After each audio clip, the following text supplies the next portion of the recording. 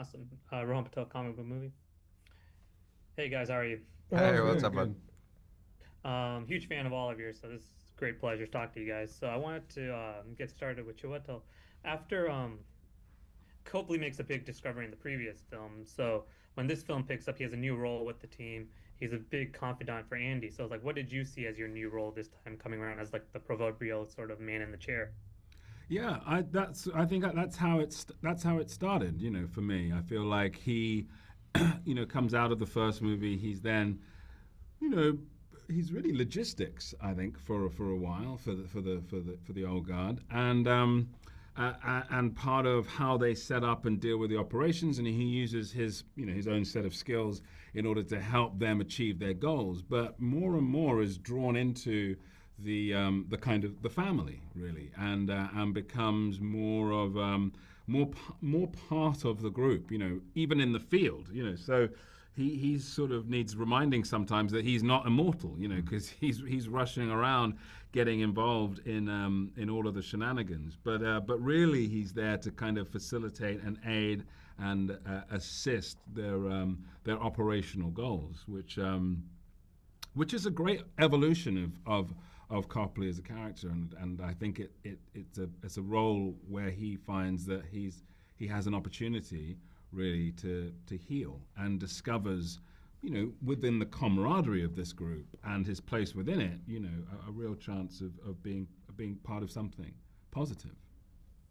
Yeah, absolutely. And Henry, it's so cool to see you handling a sword again after Snake Eyes. Yeah, So thank I you. wanted to and you're the newest cast member, but you play one of the oldest immortals in the Yes. movie as Tua. So how did you sort of approach stepping in his shoes and like sort of his vantage point, considering the different journey he's been on compared to Andy's team? Yeah, I think, the complexity of Tua really lies within he knows more than he's revealing. He's been trailing these guys around the world, researching and documenting for thousands of years. And so he knows them quite intimately, strangely, but he can't give it away because he's new to the group. He doesn't want to sort of scare anyone off. But also, he's a recluse. He's been in hiding for so long. One, because of fear. Two, because of this mission that he feels that is necessary to complete, with the idea of why the immortals exist. So he's been trying to get to the bottom of that, by finding out how or what effects their actions have on civilizations. So for me, there was like this one part of this heaviness of what he's been doing for the past however long, but also this idea that he wants this relationship and this idea of companionship from this very strong group.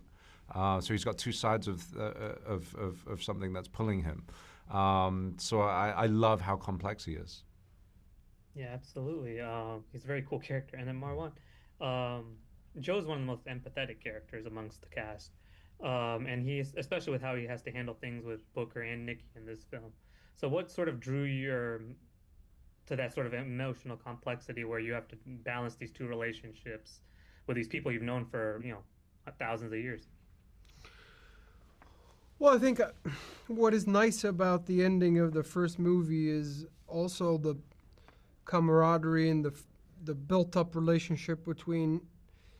I mean, apart obviously, it's quite obvious that the strongest connection is between Joe and Nikki, but that doesn't mean that the connection between, in this case, Joe and Booker is also a strong connection, and therefore to see him going in exile for that long sort of sets the tone for the second movie in terms of whatever Joe and Nikki do or do not share in their relationship, which is an interesting new color that we have not seen in the first movie because the focus was different. But that is how the second one starts. So it was interesting to find out. Can you see cracks in the sort of the relationship between Joe and Nikki, and can they, after that, trust each other again, et cetera, et cetera? Yeah, absolutely. And I think this is for all three of you, but Chiwetel, since you're not playing an immortal character, and then Henry and Marwan, both of you are, it's like immortality sort of means something different to each one of your characters. So if like personally, if you had the chance to, like gain immortality or to lose it, where would you kind of have you like has the film and playing these roles sort of shifted your perspective on what immortality could, mean? Well, it is interesting, about the just what immortality means in today's day and age. Just this idea, because there is such a focus on longevity. It's sort of been removed from folklore in a way, and the kind of fountain of youth, into real scientific desire. What I mean? This real striving to find out if there is. And I think inevitably you end up thinking about those questions of those sort of existential questions.